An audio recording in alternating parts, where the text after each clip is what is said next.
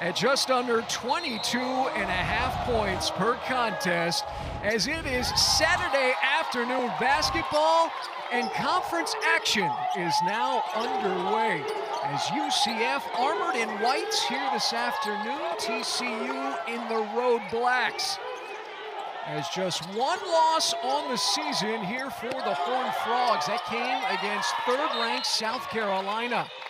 In early stages, Chandler Roberts. They're being greeted downstairs by Emma Nopu of TCU, as head coach Satia Messer, year number 3 here in Orlando.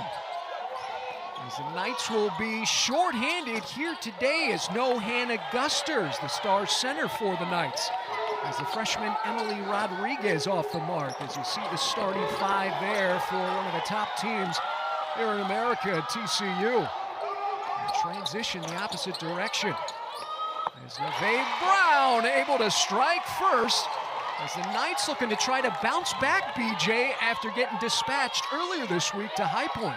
Yeah, absolutely, but attacking early in transition is one of those things that the Knights are going to have to look to be very aggressive in, because if you allow this TCU half-court defense to get set up, it can be really difficult to score against. One of the top offenses in the country, this being TCU, and on the slash, that is Taylor Bigby with the score as they hit the century mark last time out, a 103-64 victory over Sanford earlier this week. And Coach Campbell's team does a great job of driving closeouts, right? They want to get those three-point attempts up, but if you close out too hard on the triple, they have no problem putting the ball on the floor and attacking the rim. Here's Bigby once again as she gets her shot contested, gets it back.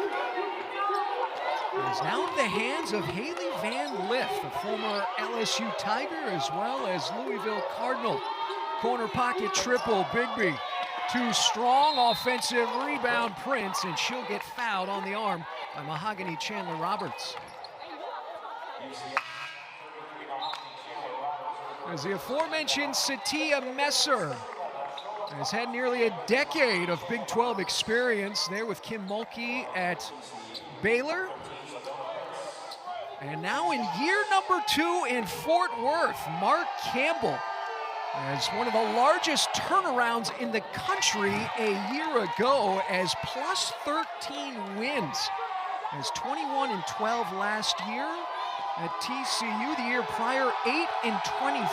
He has done a remarkable job, BJ, here in just over a year and a half in Fort Worth. Absolutely. I mean, this offseason did an incredible job of bringing in some new talent, right? When you look at Taylor Bigby, Donovan Hunter, obviously Haley Van Lith, right? I mean, he has retooled this roster with a few returners, but this is a new look group that is aiming to not only make the NCAA tournament, but land themselves a high seed in the big dance.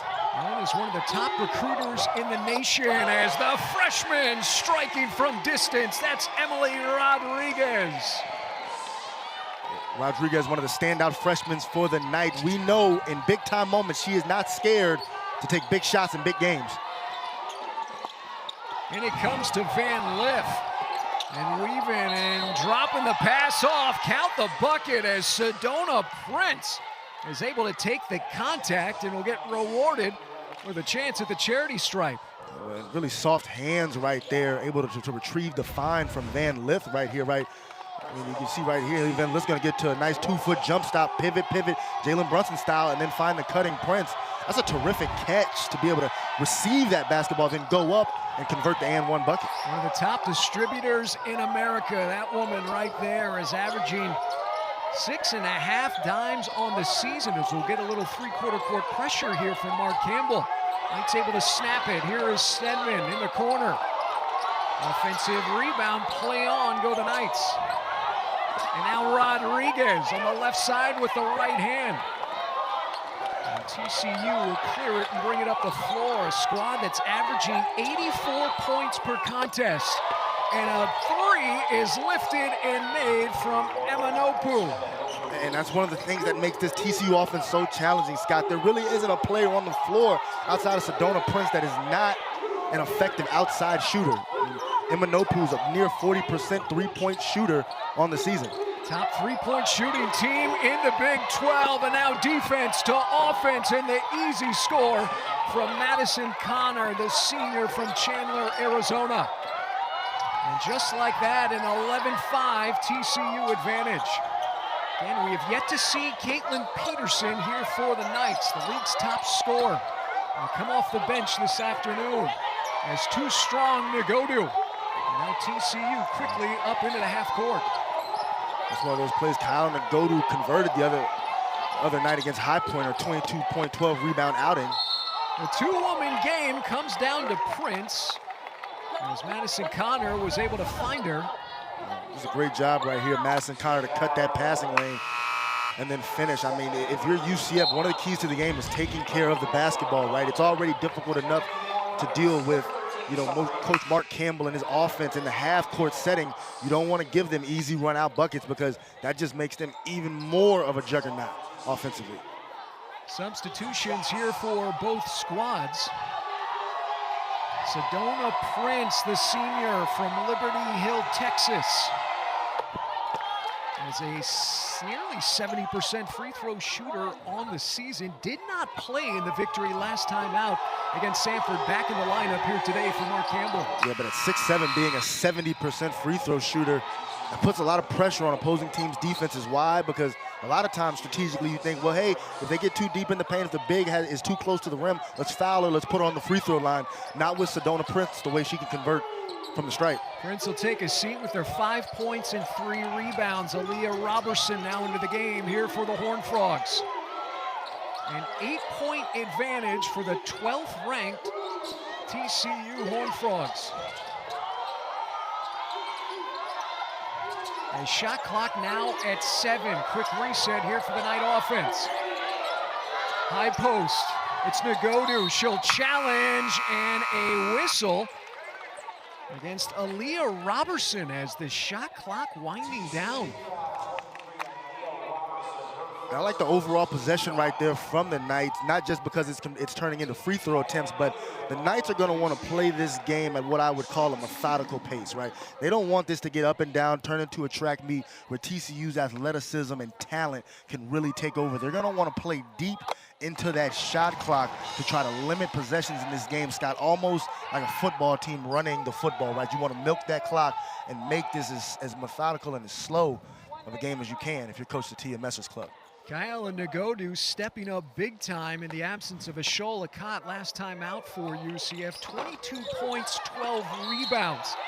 She'll get 1 of 2 and an offensive board by Nevaeh Brown, and then she'll get fouled here by Texas Christian. And UCF will continue on with the possession. Knights suffering their first home loss last time out on Tuesday night against High Point. They were 5-0 prior to falling 64-60 to the Panthers, who were absolutely on fire in the contest. Hit 12 three-pointers.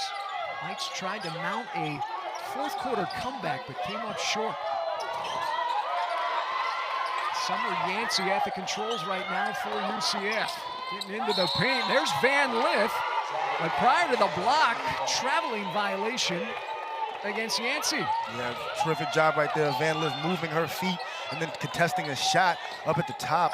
One of the more underrated parts of her game is the way that she does compete defensively, right? Not the most fleet-of-foot player, but competes hard on that end of the floor. The sharpshooter, Connor, eyed the 3, and UCF quickly able to snare the rebound. As these two teams would square off back in Fort Worth last year, that would be an interesting 2.5 weeks for the TCU women's basketball program. And splitting defenders, Summer Yancey, as a circus shot, flips it over the left-hand side and gets it to drop. And a timeout on the floor as the Knights emphatic. As when we come back, 'tis the season to giving back. How this UCF basketball team, BJ, yes, there throughout the course of that basketball game, and then making some faces smile here. That's what it's all about during the season of giving. Safe to say we had a couple of future pitchers and quarterbacks up there in the stands, maybe. I was going to say, those were launched pretty further than you'd think a teddy bear could go, right? Absolutely. Out of the turnover by TCU, UCF here in the half court. Another whistle against the Horned Frogs, this time Van Lith. As you see that UCF squad there making their presence felt inside that Arnold Palmer's Children's Hospital there, part of Orlando Health, who's the official medical provider of UCF athletics. Knights gonna try to put a ding here on this lead, but gonna give it right back as we foul going to be called against Mahogany Roberts. Yeah, just an illegal screen down there. She was attempting to get set, moved her body a little bit and knocked Van Lith off her path. It was an easy call for Doug Knight as our officiating crew today, along with Demoya Pugh and Kristen Bell. Here comes the skip, stepping into it. That's Connor, and the sharpshooter is able to connect on her second, as she would have 33 points last time out in the victory against Sanford. Yeah, Scott, well, just as impressive as the shot was really the pass there from Robertson to find her on the cross-court skip. Great shooters need good teammates to set them up for good looks. 8 3-point makes last time out. As Van Lith nearly with the steal. And so you can see right here, Van Lith kicks it down to the corner, then boom, cross-court skip right into the shot pocket for Connor. That's excellent basketball right there from the TCU Horned Frogs. She's got 2 of them here tonight. That gives her 50 on the season. It's like you down at the local Y. I'll tell you I hear you be down there just draining them, just knocking them down. BJ's my hype man most days, especially during the holidays. And here's a 3 by Nick Brown. Nagodu trying to track it down, but running out of hardwood. And 94 feet the opposite direction. TCU going to look to extend the lead. They've doubled up the Knights. It was the 5th overall meeting here in the series, 66-60 last year from Fort Worth. Prince is back in the game, and she goes to work against Nagodu. Yeah, that's just a tremendous job of taking advantage of the one-on-one matchup, right? The smaller Kayala Nagodu is giving up about 4 inches and probably about 20 pounds to the bigger, stronger Prince down low. It is now the largest lead of the game for Mark Campbell's Horned Frogs. And now Brown off the dribble. The pull-up jumper up and good is rattling it home for Nevaeh Brown. Yeah, and Nevaeh Brown likes those mid-range jump shots, right? Sometimes they can be a little bit kind of annoying for the coaching staff when she doesn't make them, but today she's had it going. And a couple buckets she really struggled against High Point, was 0 of 8 from the field. As 1 and done here for TCU, and now on the hop, here's Rodriguez, who's re-entered the game, and a foul against Hunter. Yeah. We saw it with Haley Van Lith already. This time it's Donovan Hunter. Just got to get those hands off. Right, a little too aggressive with the reaching, but right here, Nevaeh Brown likes to get this little mid-range spot and then pull up. She's not a player that settles for a lot of outside three-point attempts, but if she can get to that 15-7-foot area, that seems to be her sweet spot. All SoCon first team member a year ago when she was at ETSU, her first year here with the Knights. We approach the final 2 minutes of basketball in this opening quarter. Again, it is the opening weekend of Big 12 basketball. Conference action here around the league. Difficult shot right there by Rodriguez. Haley Van Lith did a great job of staying between the ball and the basket. Van Lith, she hoists and she makes. As Haley Van Lith, her first triple here of the afternoon. Brown down the boulevard with the left hand. The scoop shot won't fall. Nagodu is there to clean things up and kiss it right back up off the window. We mentioned it earlier, Kayala Nagodu was one of the best games of her career, coming off a 22-point, 12-rebound outing against High Point. But right here, great job of just working her way, staying around, and then finishing through the contact of Robertson.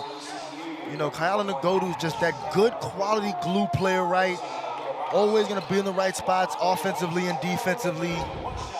Just a really, really strong role player. And today, you know, without Hannah Gusters, she is really going to have to step up and be even bigger without the Knights' traditional center. Well, and Ashal Lakat, who missed last game, she started the contest here today and then came off the floor early on. And so that's the reason why Kyla Nagodu will be counted upon here heavily for that front court for UCF. As the loose ball inside, going to be last touched by a Knight. It was Nagodu. Well, right now the Knights are trying to provide a little more length out there. You see the 6'5", a Dang Ring, the freshman from Australia. She's up at the top of that zone, trying to make it a little more difficult for the TCU backcourt to swing the ball around the perimeter. Here's Hunter. There's now 8 seconds on the shot clock, and blowing past her woman, that was Taylor Bigby. How about the killer cross? Yeah, I mean, so quick, attacking the rim. This TCU offense is so balanced, right? They have Prince inside, that's their interior force. They have Van Lith who runs the show. They have shooters like Connor. Bigby attacks the rim. I mean, they're just really complete offensively. Lob inside, and the whistle against Sedona Prince is continuing to be active. Kyala Nagodu. And Prince will go over to that sideline, get some directive from Mark Campbell. Second year here in Fort Worth. And Sedona Prince, a 6'7" senior.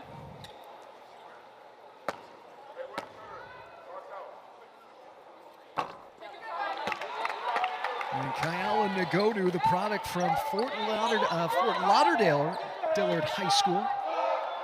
Second year in the program for UCF, one of the prized recruits a season ago for Satia Messer. And here it is again, Scott. You're gonna see a 1-3-1 zone with a Dang Ring at the top, just trying to throw off the flow and the rhythm of TCU offensively, right? Make it a little harder to get the ball down to Sedona Prince. Hardest part about a 1-3-1 zone is getting the rebound.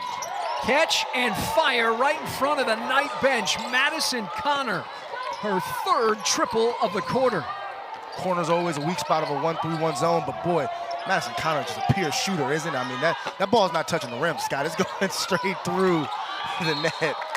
That's one of the signs of a really good shooter. When that thing isn't touching the rim, it's not bouncing around, and it's just, you know, up and in and through the rim.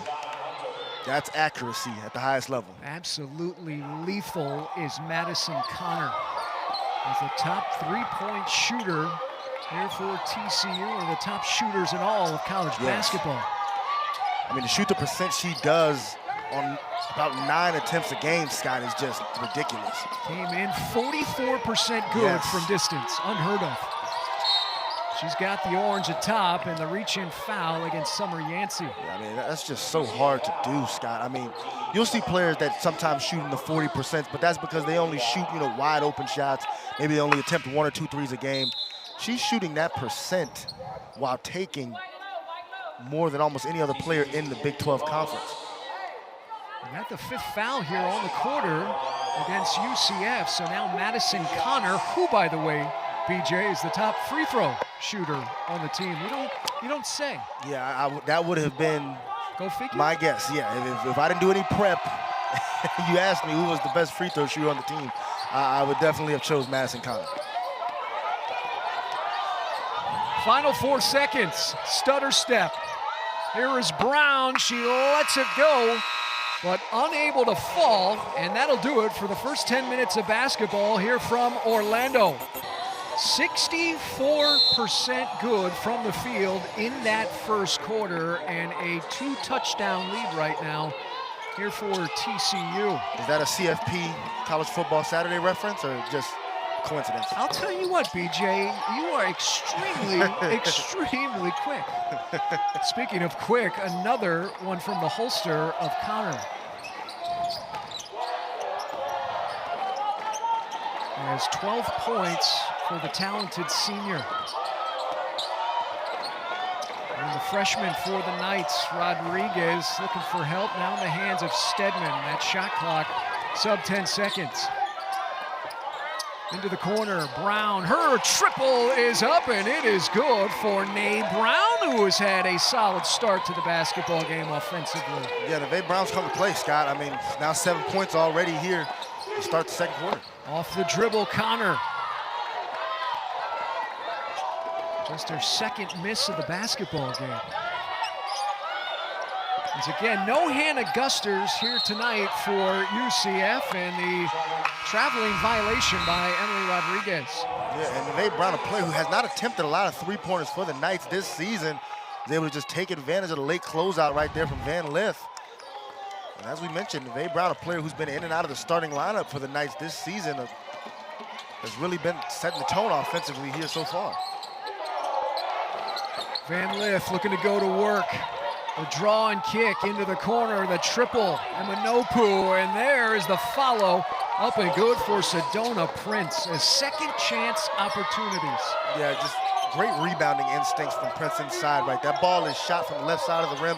She knows it's gonna come off the other side. She positions herself to be able to make a play on that basketball. That's not luck, that's IQ. Now Summer Yancey with the rock.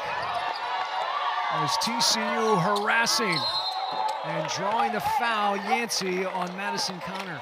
Yeah, nice job right there, Summer Yancey, just attacking strong with her right hand. But there's one thing that TCU has a bit of a tendency to do defensively is just use their hands too much in times where they don't really have to, right? That was gonna be a difficult shot for Summer Yancey to convert if Madison Connor doesn't reach, but I'm sure Coach Campbell preaches to his team, right? They want to be physical.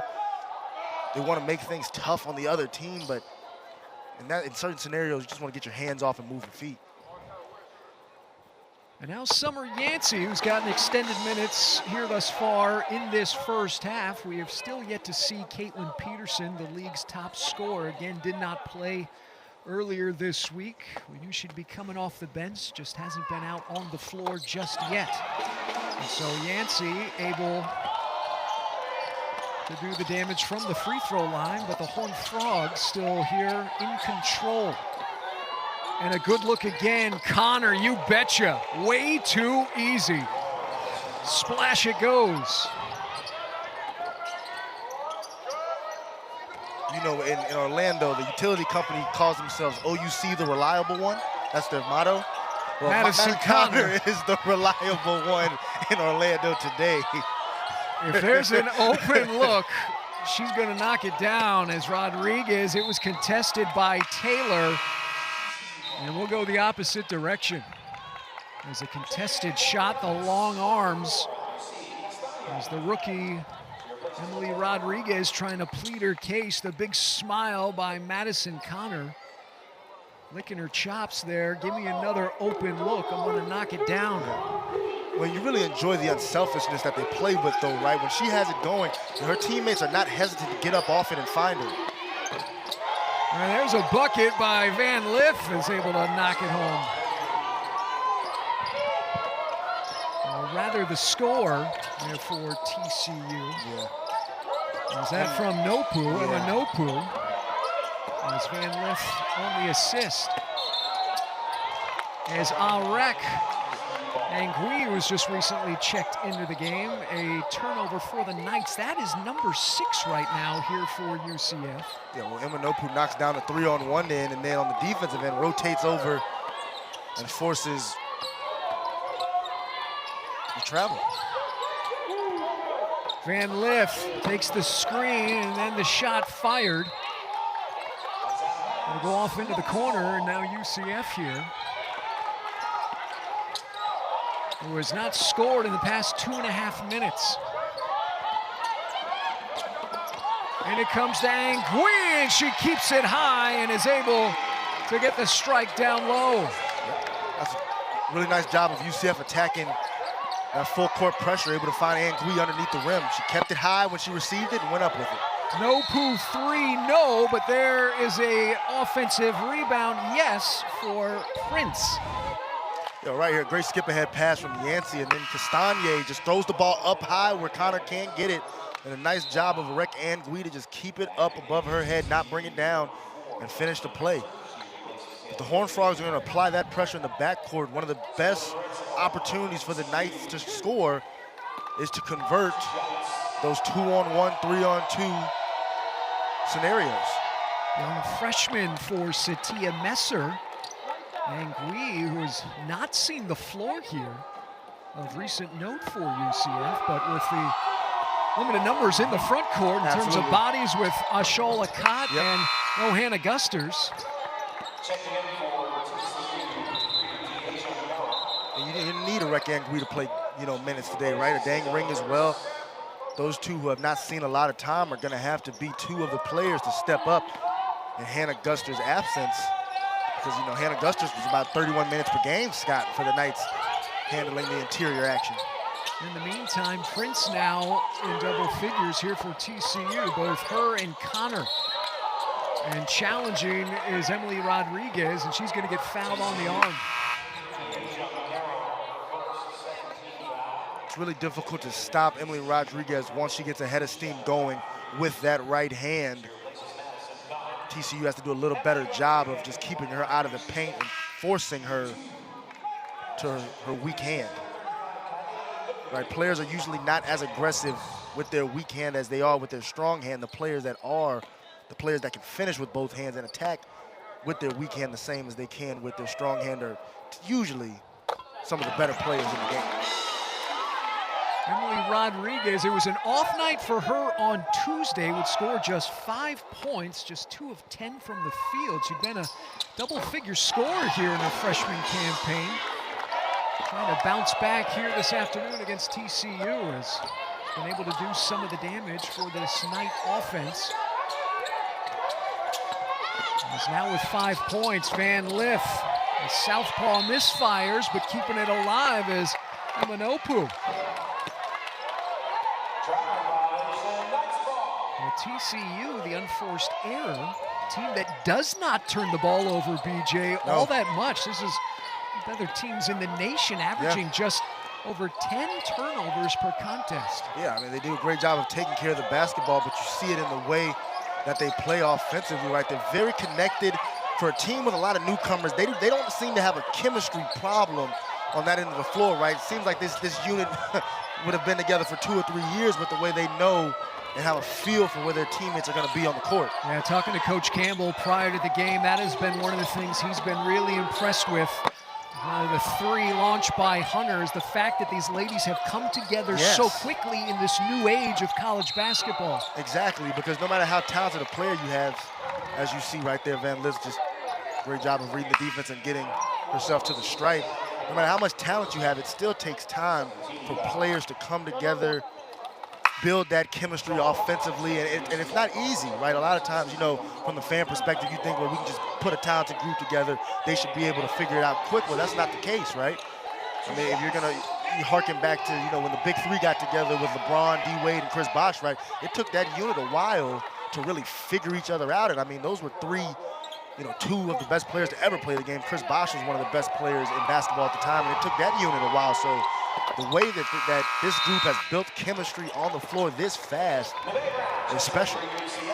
The highest ranked team to start conference play in the Big 12 is the TCU Horned Frogs. When you bring a collection of ladies together that played at a high level at their former school, we talk about Van Lith, who's one of the best guards in the country. Yeah, for the past 3 or 4 seasons, dating back to her time at Louisville, and then obviously the last recent season she spent with Kim Mulkey at LSU. But she's a perfect addition to this group with the way the team is formed, right? I mean, like you said, you add Van Lith with a shooter like Connor. Love the way that Taylor Bigsby's able to attack the rim. Donovan Hunter, right, can play a little bit of relief point guard, and then they obviously have that force inside with Sedona Prince. So, this team has been put together very, very well. All the pieces mesh. And the portal acquisitions have been huge here for the Horned Frogs. Blocked shot. As now TCU running in transition, not to be outdone, however, as Nay Brown flying in like a pterodactyl. We're going to take a second look at this right here, Scott. After the break, we'll take a second look. Well, we'll take a look now. As you see it, big play up top. I don't know if that was a foul.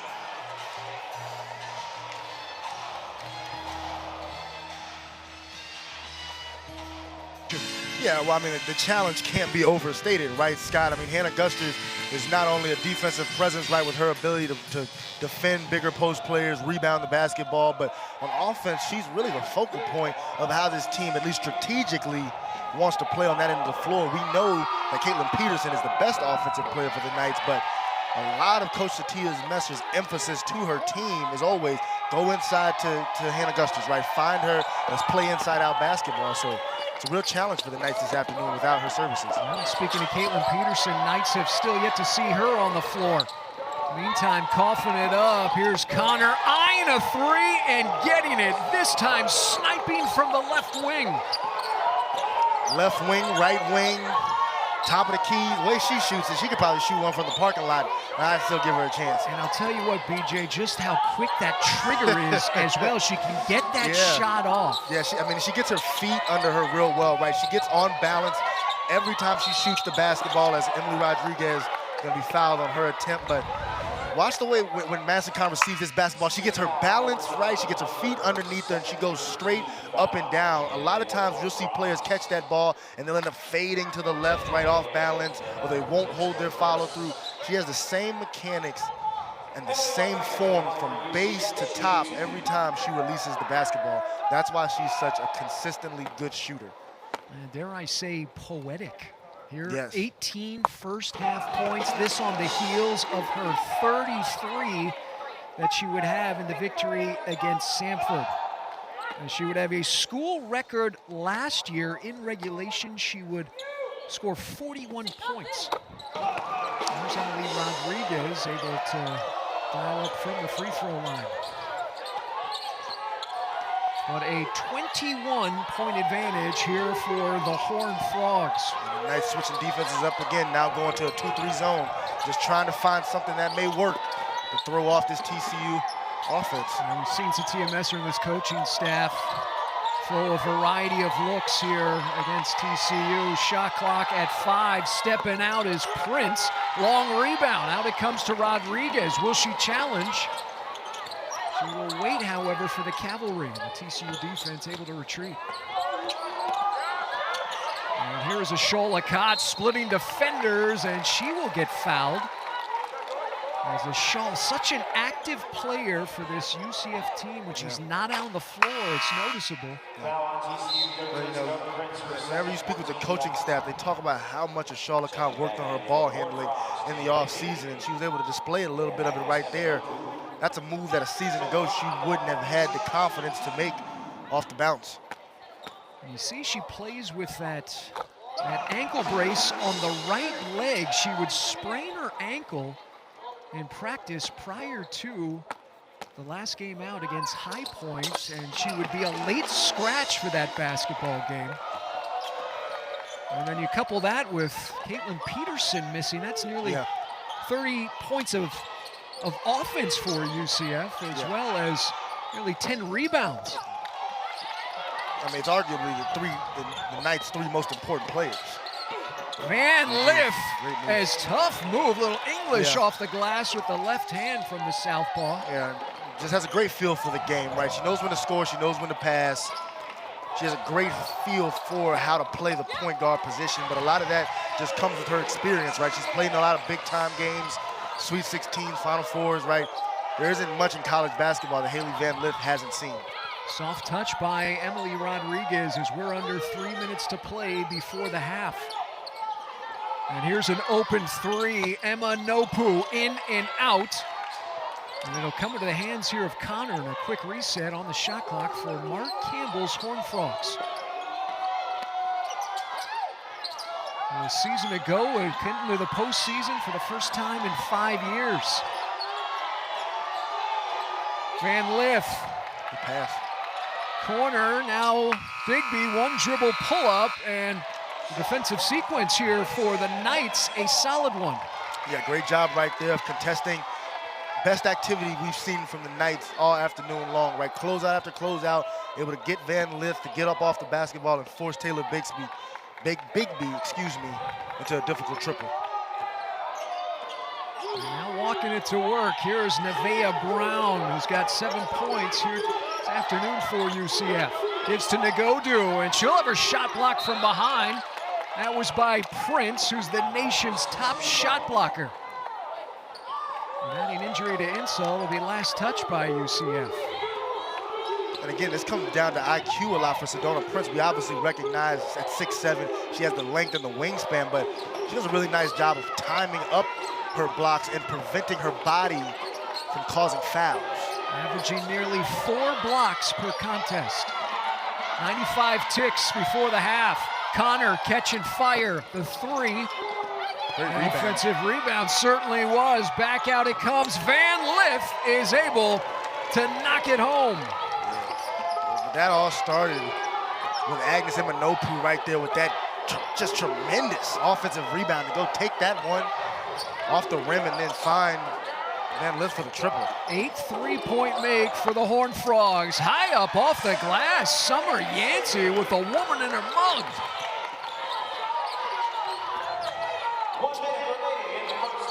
And now the final 60 ticks. Connor this time taking her woman off the dribble. As young freshmen stay there, she says to Emily Rodriguez, I can do it on the floor too. Yeah, I mean, points have not been at a premium in this one, right?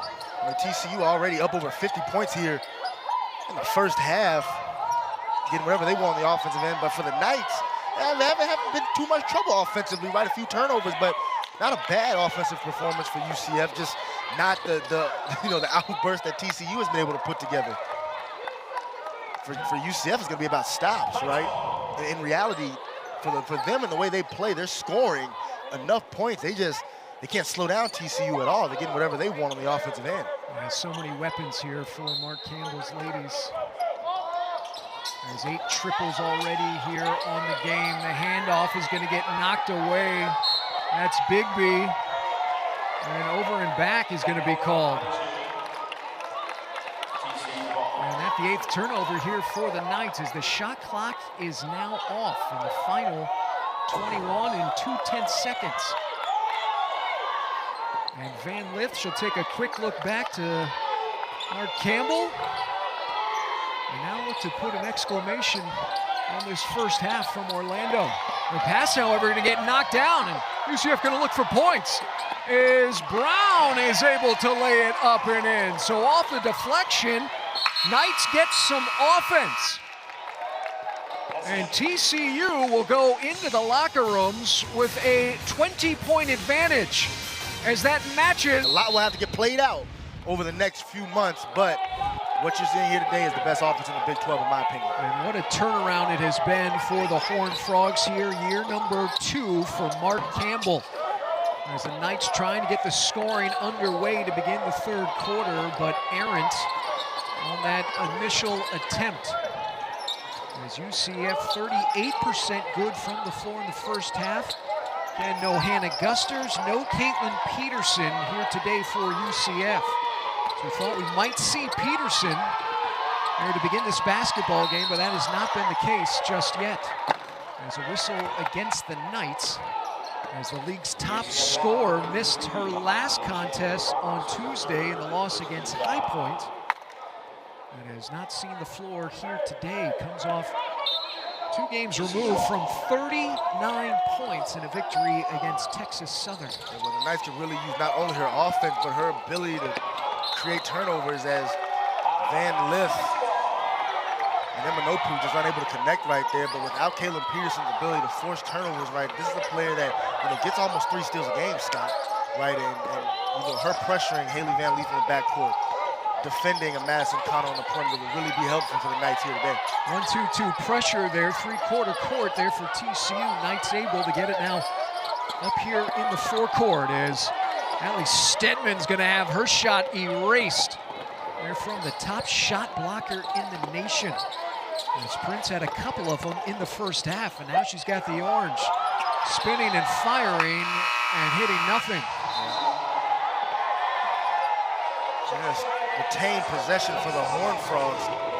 It looked like Nadodu knocked the ball out of her hands initially, but then once it got to the apex and Sedona Prince released a shot, I thought she had control of that basketball. TCU near bucket side left. As the possession will continue on. And Maddie Connor Working the two-woman game, excellently executed. Excellently executed the the high ball screen action. Is that what you were getting at? What he said. Excellently executed by B.J. Taylor. Well, that's just good action, but Haley Van Leith was coming up on the other side, and Summer Yancey just didn't want to leave her. And Summer Yancey, or make that Emily Rodriguez, with the score, quickly flying the other direction. Knights sleeping, and Taylor Bigby off the UCF score. TCU able to get points. And now gives it right back to the Horned Frogs. Turnovers a problem in that first half for the Knights, as the Horned Frogs able to turn 8 UCF turnovers into 10 points. Van Liff topped the circle. And just hesitated a little bit on that one. Wasn't sure if she really wanted to let it go. Second chance opportunity, and there is Prince from Connor. And once again, you're seeing that two-player game up top right there. Connor and Prince have a great connection out there on the floor. And now the thievery. Here is Connor, the triple, heel of the iron. Play on, that's Emanopu.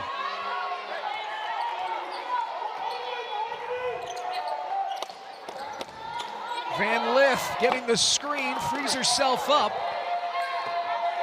And the clearance by Negodu. Anytime TCU puts Prince up there in that ball screen, they're getting good looks and good action, whether it's her rolling to the rim or an open shot for Haley Van Liff, right? They're getting good action out of that. UCF's having real trouble defending it.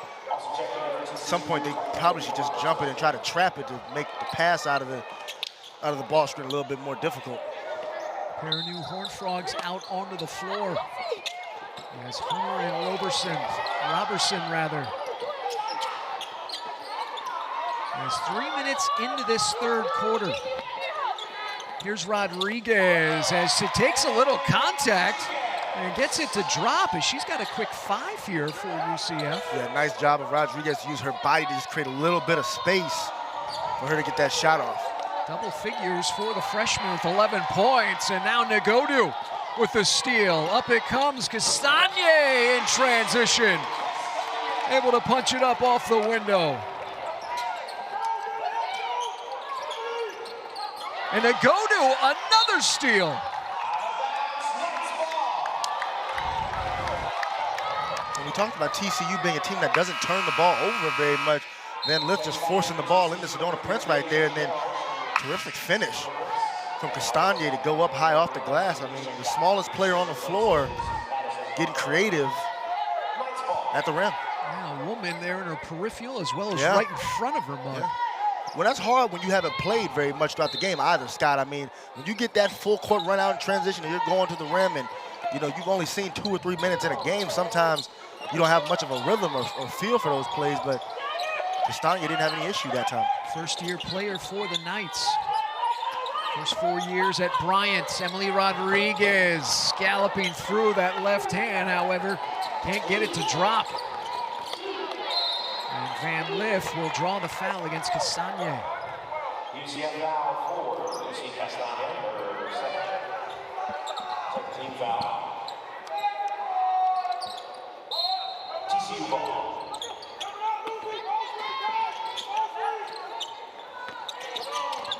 Van Liff got 10 points, matches her jersey number. Now in its side, it comes to Merrill. Merrill muscling. Merrill flicks it up over the shoulder. Great move right there from Deasia Merrill to use her body. Real strong play. Just was able to get Kyler to go to off balance and create herself an angle to finish at the rim. Back up big for Mark Campbell, one-time Kentucky Wildcat. Summer Yancey off the dribble, elevates and gets. There's 8 points tonight here for Summer Yancey. Well, and we've said it once and we'll say it again, Scott. It hasn't been the offense for UCF tonight that's been the trouble. It's been this end of the floor. The Knights offense has been good. TCU's offense has just been great. I mean, just waves of different ways to score the basketball, as Deasia Merrill did not score in that first half. Stepping out is Negodu with the mid-range. And we trade baskets back and forth. It was a 20-point lead for TCU at the half. Van Lith falling away. Well, that's just a really nice play right there to come off that screen, probe the floor, and then be able to knock down that free throw line jump shot. That's just a smart basketball play and a great read from Van Lith. Rodriguez dumps it in. Akot back out. Rodriguez hoisting from Oviedo. And that's not going to hit anything. Yeah, they didn't need that one right there. There was still 11 seconds left on the shot clock. Too quick. Timeout on the floor here at the 4:26 mark of this third quarter. In control, TCU Horned Frogs. Back to Orlando after this. Businesses, successful entrepreneurs, autobiographies, and more. And I asked him, I said, Coach, what's the most intriguing thing about reading for you? And he said, after I read all my books more than once, I go in again to read it, and every single time I learn something new. Coach has such a strong curiosity for learning, and he even has his master's in education. BJ and Scott, if you had to go back to school, what is something you would want to go back and study? Scott, take it away. Ooh. I'm a huge psychology fan. Human behavior is something I've always been interested in. So that's mine. Yours would be? Oh, it would just be something completely different than business administration, just because my major was incredible. UCF has a terrific business program, but I would go with something that wasn't so nuts and bolts, math, finance, stock market. Well, that'll make you more well-rounded, which I think is kind of the point here that Mark Campbell is trying to make, being able to see things from different viewpoints 100%. and instances, which makes him such a great recruiter that he is. And as TCU, that shot clock winding down and drawing the foul is Hunter. It's Mark Campbell, known as one of the nation's top recruiters, as an assistant coach at Oregon for 7 years prior to going to Sacramento State, as he was the head coach prior to getting the job at TCU. At Sacramento State, he would go ahead and give this school their first ever NCAA tournament berth, as well as first ever Big Sky regular season and postseason tournament titles. And now doing it here at TCU. It's year number 2 in the top, at least ranked team for the Big 12. TCU here holding at number 12. Robertson driving, Robertson taking contact. And just the two slashers, right, with Taylor Bigby and Leah Robertson, right? They have two big wings that are so good at attacking the rim. At 6'1" and 6'2", both respectively. Those are some pretty big slashers. Robertson getting her first score of the game, would have 17 points in the victory last year against UCF in Fort Worth. It's now the final 3 minutes here of this third quarter. Offensive foul going to be called against Maddie Connor. Yeah, nice job right there, Summer Yancey, of staying down and staying in front, because after the whistle was blown, Madison Connor did make that shot too, for the viewers at home who did not see. She didn't even try either. She just threw it up there and just like, offensive foul, okay. The ball still went in. 20 points in that first half for Madison Connor, has yet to strike here in this third stanza. Now Summer Yancey holding there on the wing. Now the dribble pull-up. Going into the hands of Connor. And the head on a swivel for the senior, will drop it in, and there is Merrill running the floor and getting rewarded. And is on the trail. Well, that's one of the underrated part of Connor's game, right? I mean, this player averages 4 assists per game, so they're more than capable of creating and setting up their teammates, which is something that TCU is going to need more as they play stiffer competition. Nice mid-range jump shot from Neve Brown, but in TCU's lone loss to South Carolina earlier this season, that was a bit of the trouble, right? Haley Van Lith sometimes is the main point of creation. If she can't create for her teammates, and Sedona Prince doesn't have a true advantage inside, they can get bogged down a little bit offensively. So that's one of the parts of this team that I'm sure Coach Mark Campbell is going to want to continue to grow, is other players being able to play make. Loose ball on the deck. It'll come out to the Knights. There's Ashola Cott trying to get the hot potato. And 6 on the shot clock. Hesitation move by Brown and taking it away. It's Connor, one woman to beat. As Madison Connor spinning, and then the drop-off pass to Merrill, unable to hold on to it, and the Knights will have it now length of the floor. Yeah, Connor right there just fumbled her dribble a little bit, and that's a tough pass for Deasia Merrill to be able to collect and go up with on a full-fledged sprint like that. Bit of a break for UCF.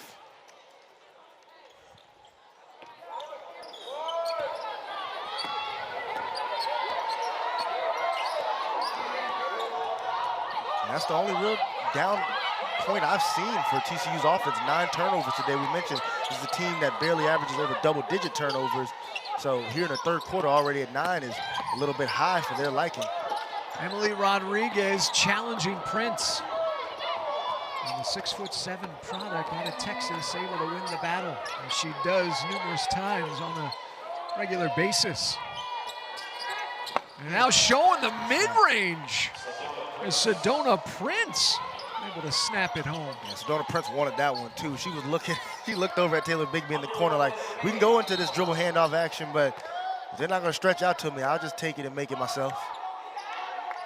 At that size, at 6'7", to be able to make that little 15-footer, that only opens up her game even more, because we know she's a pick and roll threat, but now she's what we call a pick and short roll threat, where she doesn't have to get all the way to the rim to finish.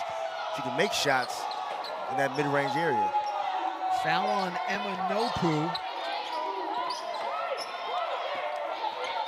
Allie Stedman goes to the corner. Brown shot clock at 7. Now Emily Rodriguez going to try to create, as Rodriguez 1 second and unable. She didn't recognize it. Shot clock violation for UCF. No. Not much awareness to the shot clock right there from Rodriguez and Stedman in that possession, but it's a nice job by TCU holding the Knights to only 12 points here in this third quarter.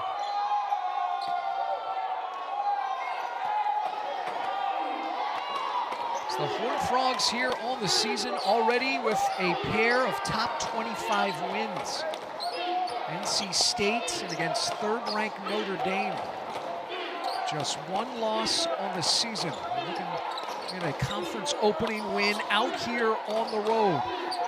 As now Van Lith splitting defenders, 4 seconds into the corner, 3 ball. That was short, but the retrieval is there for Sedona Prince, who scores. Van Lith, one of the top distributors in the country, has 6.5 to begin this game. Is here tonight, has 6 for head coach Mark Campbell. These ladies are looking to go to 12-1. At the same time, get their first conference victory here of the season, as a traveling violation going to be called. Don't see that too often against Haley Van Lith. Turnover number 10 here for the Horned Frogs. Yeah, just dragged that pivot foot as she came off the ball screen, was trying to make a skip pass across the court. Horned Frogs outscoring the Knights 20-12 there in that third quarter. They would have a 20-point halftime lead. As here today for UCF, no Hannah Gusters, as well as no Caitlin Peterson. As Peterson did not play in the loss against High Point on Tuesday. And this woman right here, Shaw Lacotte, she's been limited as well. That ankle injury, she plays with that brace on that left ankle. As Nagodu, unable to connect, falls to the deck, and a pair of Knights currently down, might have hit heads in the meantime. 5-on-3 on the other end for TCU. And this is going to be a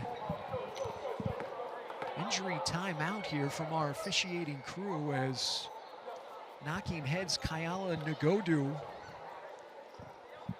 and Shaw Lacotte is the UCF training crew right now over there working with Nagodu. It's a second look at it, a loose ball, and you're just a couple teammates going after the ball and knocked heads themselves between Shaw Lacotte and Kayala Nagodu. And Nagodu was able to bounce up a little bit quicker. Now Nagodu is going to make her way over that over to that UCF sideline as this fourth quarter just getting underway in what is a jam-packed day of Big 12 basketball, as between today and tomorrow, BJ, every Big 12 program will be squaring off against each other.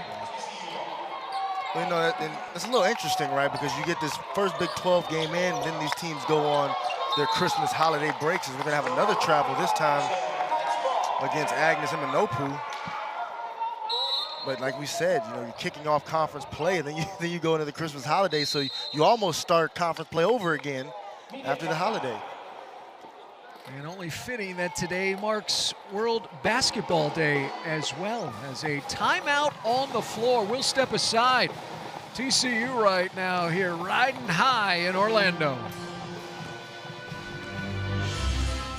Sun Crowns has appeared in 5 NCAA tournaments, as well as UCF's brand new volleyball coach being announced. A big time hire for the Knights. We know the Knights had a lot of tremendous success back to their days in the American Conference, and then now over in the Big 12 has continued that success. So Coach Bodford takes over a up-and-coming volleyball program in all the country. As Prince with another block, as a young freshman trying to challenge the senior. And Prince now with 3 blocks on the day, and now has it down in the pivot. Good find right there from Sedona Prince, though. And there's a Shola Kott saying, anything you can do, Yeah. I too can do. Yeah, nice recovery from the Charlotte Cotton, because I thought Emma Nopu was going to finish that play. Here is Nopu. She'll try a 3 and get a 3. As the kick out, as Nopu connects on her second of the day. So you said, if anything you can do, I can do better. Well, Emma Nopu said, if at first you don't succeed, try again. You like how I one-upped you on that phrase? You did get me. You did up me. You know what a one-upper is when it comes to jokes, too, as well? What? You can't always get somebody tries to get the last laugh. Oh, yeah, that's the worst. But then they want to get another one. Yeah, you're doing too much. Especially if there's a group of people around. It feels forced. Yeah. As Madison Connor over there with head coach Mark Campbell, she'll take a seat over there on that TCU bench. Been sitting at 20 points, did not score in that third quarter, and she's going to make her way now to the locker room. Something we'll keep our eye on, or maybe not the locker room, but over that training table for TCU. Amy Brown unable to connect from the charity stripe. And that's one of the points to highlight here, Scott. I mean, you know, Coach Mark Campbell, even with that 31-point lead, as you see Kyle Nagodu has returned from the locker room to the Knights bench. Coach Mark Campbell has kept, you know, his main players in the game now, even with this, you know, over 30-point lead. So he feels like there are things that this team can still continue to work on and improve upon. Maybe because they're going into such a long holiday break, he wants to try to get his team some live reps before their next Big 12 matchup. But the main unit is still out on the floor. Prince leaves it short. Emily Rodriguez now on the run as the rookie from the Dominican Republic. Straightaway triple is errantly short. As BJ mentions, the 3-horned toad, the 3-horned frog of Connor, Prince, and Van Lith, they have combined for 52 points here today. And so many of those plays, they've found each other. I mean, Van Lith found Madison Connor for a couple triples. You've seen both Connor and Van Lith find Sedona Prince for plays for her to make opportunities at the rim. So as we see another one, right, it's really awesome when your 3 best players help each other be good, right? It's different when you have 3 players that may be perimeter or big, but you don't really help each other out. These 3 work together for them all to have success. And he saw it firsthand there as Prince knew that Van Lith, if the defense stopped her, she knew she was going to get the basketball. It's because Van Lith is such a scorer in her own right as well. Exactly. But to be able to have your point guard always know exactly where you are at and then situationally be able to determine She has a great feel for when it's time for her to score the basketball, right? I mean, she's obviously a scorer. I think that's her best trait. But as we watch today, you haven't seen a lot of selfish plays, right, Scott? You haven't seen too many selfish shots. She's been more than willing to get up off the basketball, has Van Lith, when it was opportunities for her teammates to make plays. 7 dimes tonight for Van Lith. Offensive foul, wave off the bucket as Taylor Bigby. Body control continuing forward as Nay Brown will pop back up. Bigsby's such a force going to the rim, just going to extend that left arm into LeVay Brown, catapulting her into the hoop stanchion. But, I mean, look, Taylor Bigby, that's a lot to deal with. At 6'1", transfer from Oregon with her speed. She's long and lanky, and I mean, her combined with, as we mentioned, Aaliyah Robertson as well, they're almost like twins in a way with the way that they play and the way that they attack the rim and things of that nature. So it's a lot to deal with this TCU offense. Another one of those portal pieces for Mark Campbell. She began her career at USC and then, as BJ mentioned, to Oregon. Nay Brown lets it fly. And there's Agui to come up with the second chance opportunity, and UCF will get a refreshment there on the shot clock as 6 minutes remaining here in the contest. Emily Rodriguez is able to score at home as the drive in with the left hand. Player that can finish with either hand is Rodriguez, whether she's going to her right hand, which is her strongest side to attack, but she is more than capable of finishing on the left side of the rim as well. Good to see Madison Connor back out onto the floor as Knights getting into the passing lanes, nearly with a steal, but keeping it alive is Emma Nopu. And there is Madison Connor with another bullet in the chamber. And this isn't hyperbole, Scott. And you see Madison Connor just knock down another triple. This is the truth. This is the best shooter I've seen all year long, right? And I do work in both the men's and the women's games, right, nationally. This is the best shooter, Scott, that I've seen all season long. And I'm telling you, somebody's going to really have to come along to take her away from the top spot in BJ's top 3 shooters he's seen in 2024-2025 season. BJ, of her makes, and that's collectively from the 3-point line and the foul line, as well as a couple lay-ins. She has not hit the iron on any of the makes. No, and she was fouled on that last 3-point attempt and had to get it off relatively quickly as we're going to have a charge on Emily Rodriguez. I mean, Madison Connor let that thing go quick. Foul, boom, no problem. 24 points here tonight for Madison Connor. 8 of 15 from the floor. She's got 5 rebounds to go along with 5 dimes as well. Van Lith crossing up. Traveling violation on Connor, and I think some of this game film here at the conclusion of this one, Coach Campbell and his staff will look at. There's been a lot of unforced turnovers for TCU, which is very uncharacteristic of this bunch. Yeah, if we're going to nitpick the 2 things that have been a challenge for TCU today, they haven't taken care of the basketball the way they traditionally do, and they've had a few defensive fouls that Coach Campbell's going to want to clean up, and just in terms of reaching and being a little too handsy. And nitpick being the operative phrase there. Yeah, exactly. We know how coaches are, though, right? As Haley Van Lith knocks down a nice little mid-range jump shot, we know how coaches are. They're going to find something to fix. And again, and they do, right? This team has aspirations of a Big 12 title, right? Those issues and those little nitpicking, kind of things that we're highlighting right now won't be a problem, obviously, today. But if they want to win a Big 12 title and knock off, Kansas State, knock off Baylor, knock off Iowa State, those are the sort of things that they're going to have to clean up, right? One of the best phrases in sports is never accept anything in a win you wouldn't in a loss. And that's what I'm sure Coach Campbell's going to express to his team. And outside of trying to contend for that Big 12 title, also a trip to March, or a trip into March into the big dance, something I know that the entire team looking for. A goal to begin the season is now just 4 minutes away. Here for victory number 12 is timeout on the floor. So come back to Orlando as Holiday Hoops, Big 12 opener. Sedona Prince and Maddie Connor here today have been as good as advertised. Absolutely, Scott. I couldn't have said it better myself. We've harped on these three all day long, and I mean, like I said, they move through Big 12 play here as they get past Christmas and return from the holiday into the new year. This trio for the Horned Frogs is going to be the main focus of every team they face in league play. The jumper by Yancey jumps off left, and now the rebound quickly the other direction. Donovan Hunter. You know, primarily, Scott, is Donovan Hunter's going to attack the rim and almost convert, Aaliyah Robertson's going to almost convert an and one right there at the rim.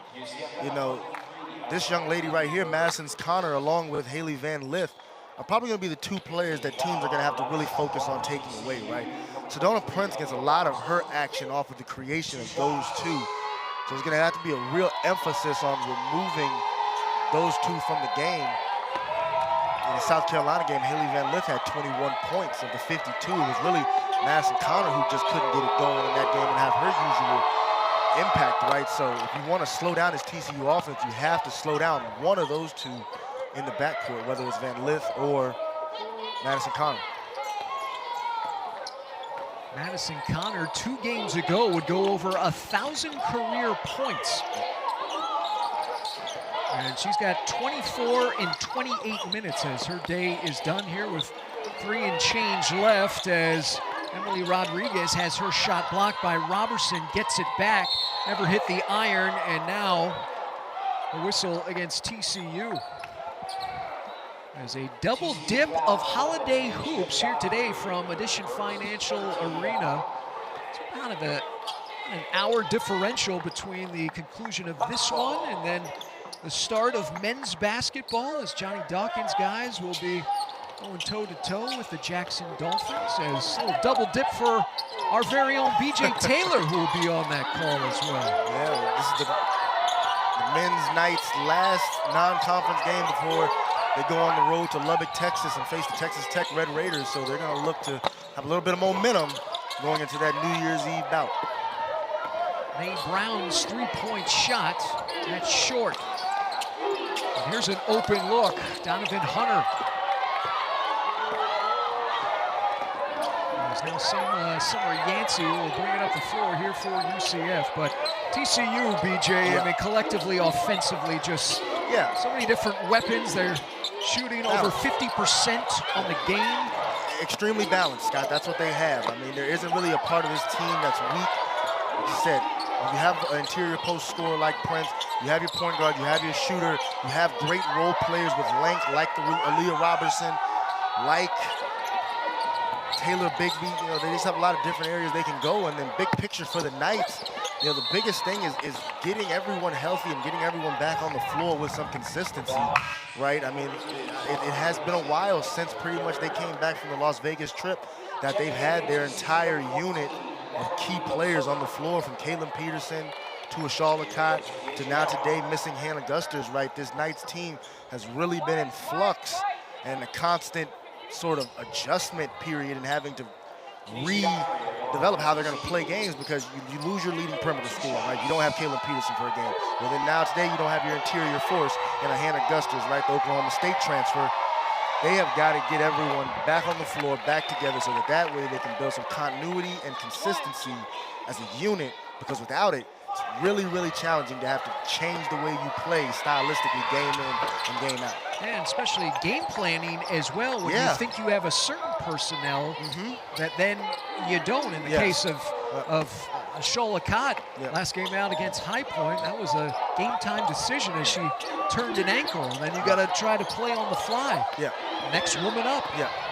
Well, if you were, look at TCU's team, right? If Sedona Prince doesn't play, Sedona Prince is their version of UCF's Hannah Gusters. That changes their team, right? If they don't have Madison Connor or Haley Van Lith in the backcourt, that changes the dynamic of their team offensively, right? So having that consistent unit that you can depend on as a coach is so important, because you got to know what you have night in and night out. It's the only way to build a quality game plan, a quality strategy for how you want to attack the other team.